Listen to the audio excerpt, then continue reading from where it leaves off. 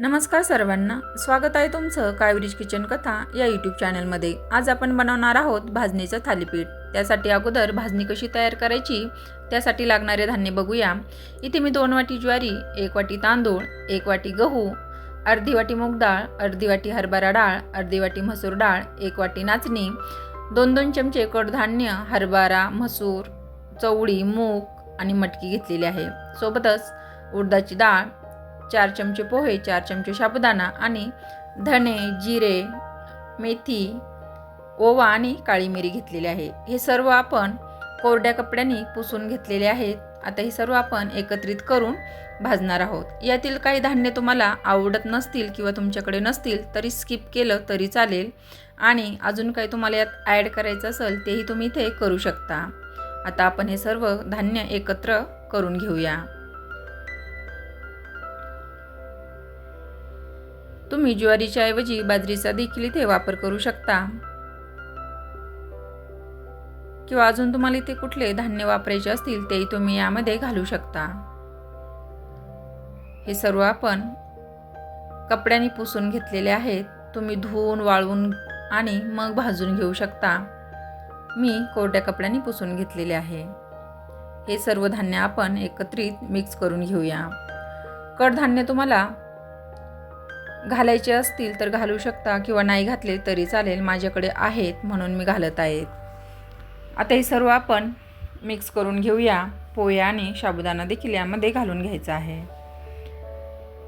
उडदाची डाळ देखील घालून घेऊया।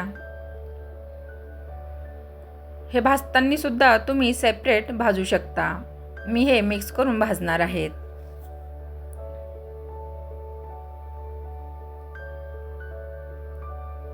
आता हे आपण भाजायला घेऊया। धने, जिरे, ओवा, काळी मिरी आणि मेथी दाणे हे आपल्याला छान मंद आचेवर भाजून घ्यायचं आहे। छान असा सुगंध सुटलेला आहे। हे आपण भाजलेलं आहे, आता काढून घेऊया। त्याच कढईमध्ये आपण मंद आचेवर हे सर्व धान्य भाजून घेऊया।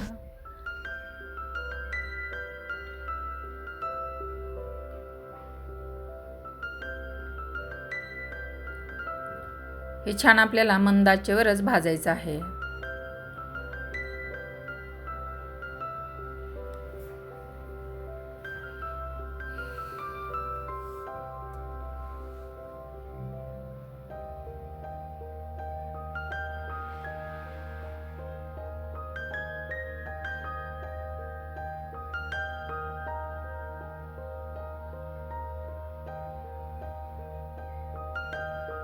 छान असं भाजलं गेलेलं आहे।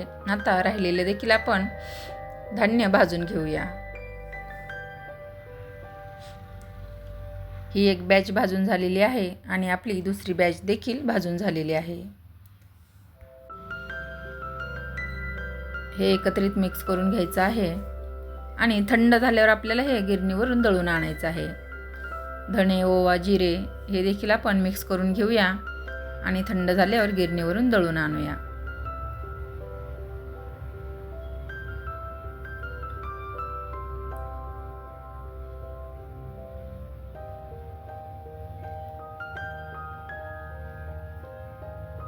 छान असं आपलं भाजणीचं पीठ दळून झालेलं आहे।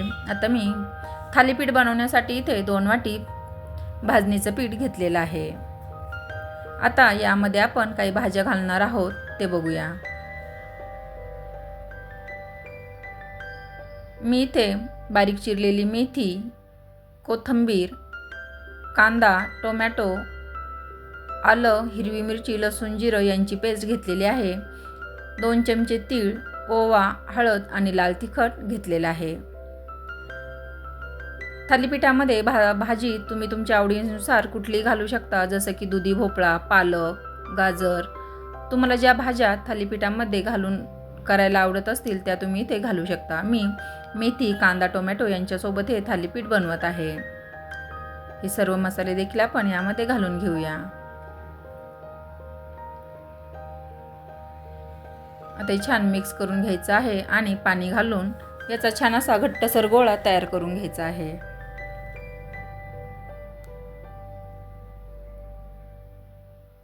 छान असं आपलं मिक्स करून झालेलं आहे.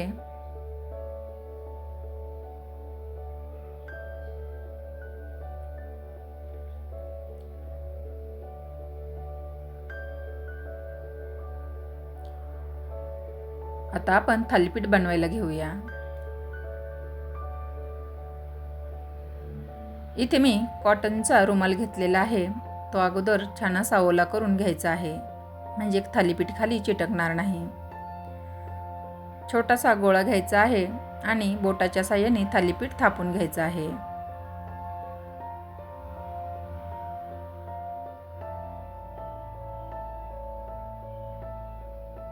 छान असं पातळसर आपण थालीपीठ थापून घेणार आहोत.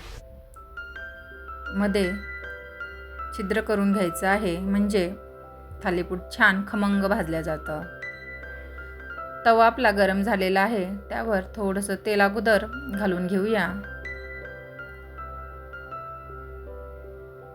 आणि मग थालीपीठ तव्यावर घालून घ्यायचं आहे.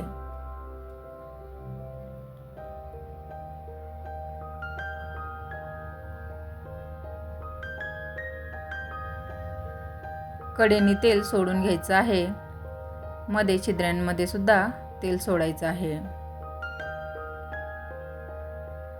वरची बाजू सुकली की मग थालीपीठ पलटायचं आहे. सुंदर असा थालीपीठला देखील रंग आलेला आहे.